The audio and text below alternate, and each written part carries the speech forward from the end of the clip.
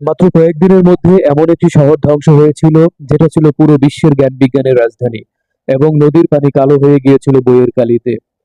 চলুন দেখে আসি ইতিহাসের সেই বীভৎস হত্যাকাণ্ড আর একটা শহর ধ্বংসের ইতিহাস, অর্থাৎ বাগদাদ পতন।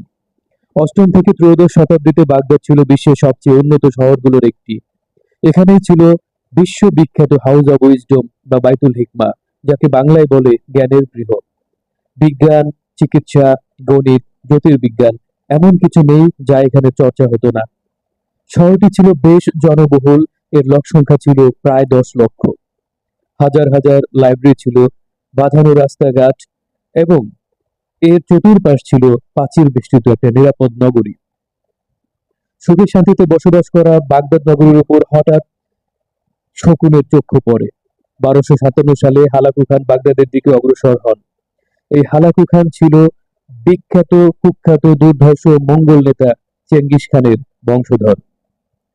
তৎকালীন সময় বাগদাদের খলিফা ছিলেন আল মুস্তাসিম, যাকে হালাকু খান আত্মসমর্পণ করার জন্য নির্দেশ দেন। হালাকু খান জানুয়ারি থেকে ফেব্রুয়ারি 1258 সালে তার বিখ্যাত এবং সর্ববৃহৎ মঙ্গল বাহিনী নিয়ে বাগদাদ ঘেরাও করেন এবং অবরোধ করেন। এই সময়কালে সে ঘোষণা করে খলিফা আল মুস্তাসিম যেন আত্মসমর্পণ করে।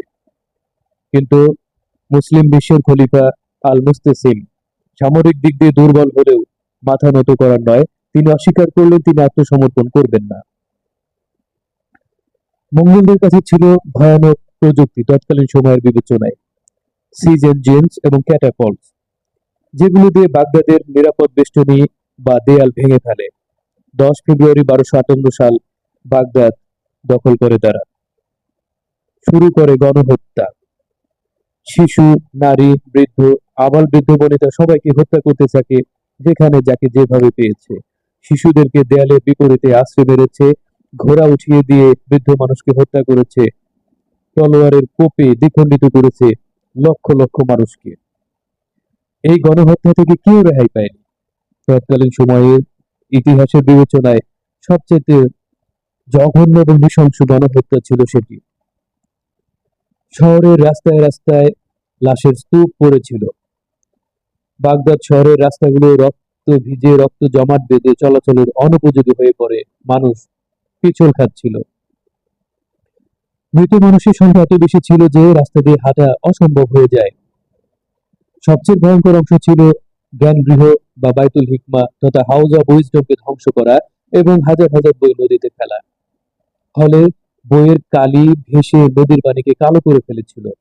উল্লেখ্য, টাইগ্রিস নদীর পানি দীর্ঘদিন পর্যন্ত কালো হয়েছিল সেই বইয়ের কালি ওঠার ফলে। নির্মমভাবে হত্যা করা হয়েছে খলিফাকেও। খলিফা আল মুস্তাসিমকে হত্যা করা হয় নির্মমভাবে। সেটা কিভাবে? তাকে কার্পেটে মুড়িয়ে পায়ে পিষে হত্যা করা হয়।